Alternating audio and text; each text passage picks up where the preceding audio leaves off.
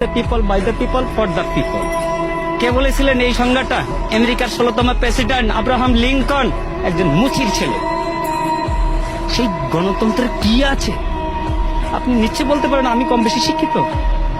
অবশ্যই কিছু শিক্ষিত। আমার হাতে কি রিক্সা? কেন? আমি ভালো কিছু করার কি আমার যোগ্যতা নাই, দক্ষতা নাই? আছে, কিন্তু আমার যাচাই বাছাই করার আমার প্ল্যাটফর্ম পাই না। তার আগে ওনারা খেলা শুরু করে দিয়েছেন, খেলা হবে, খেলা হবে। আরে কি খেলা হবে? আপনি কি খেলতে চান? কি খেলতে চান? আমরা তো এই দেশের জনগণ, সাধারণ মানুষ। আপনি আমাদের কাতারে আসেন, তারপর খেলা কাকে বলে আমরা খেলবো। আপনিও খেলেন। দেশ স্বাধীন হয়েছে, এই স্বাধীনতার দলিলটা কার কাছে আছে? দলিলটা কার কাছে আছে? ওই বলেছিলেন না, ভুট্টো সাহেব বলেছিলেন, যাও তোমার দিল্লির পূর্বদের কাছে যাও। সেই দিল্লির পূর্বদের কাছেই আছে, যে কারণে তোমার ওই মাসি পিসি সম্পর্কটা। আমরা ইলিশ খেতে পারি না, তুমি পূজার সময় 35,000 টন দাও, বৈশাখে দাও, আর ইলিশ দিয়ে তোমরা খাইতে চাও।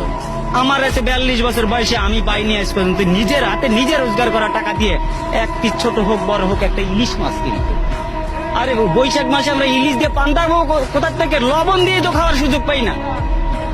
মানুষের কমপক্ষে 5টা মৌলিক অধিকার আছে। 5টা মৌলিক অধিকার আছে: 1, খাদ্য, বস্ত্র, বাসস্থান, শিক্ষা, চিকিৎসা। আমরা কোনটা পাচ্ছি বলতে পারবেন কেউ? আপনারা এখানে যারা আছেন, আমরা কোনটাতে স্বয়ংসম্পূর্ণ আছি? শিক্ষা ব্যবস্থাকে কোথায় নিয়ে যাওয়া হয়েছে?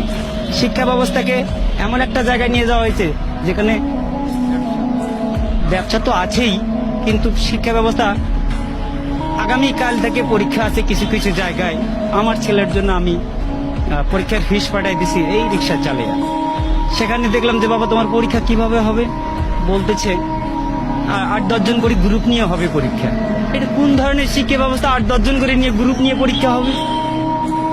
একটা জাতিকে ধ্বংস করতে গেলে হিরোশিমার পারমাণবিক বোমার দরকার হয় না, শিক্ষা ব্যবস্থাটাকে শুধু ধ্বংস করে দিলেই যথেষ্ট।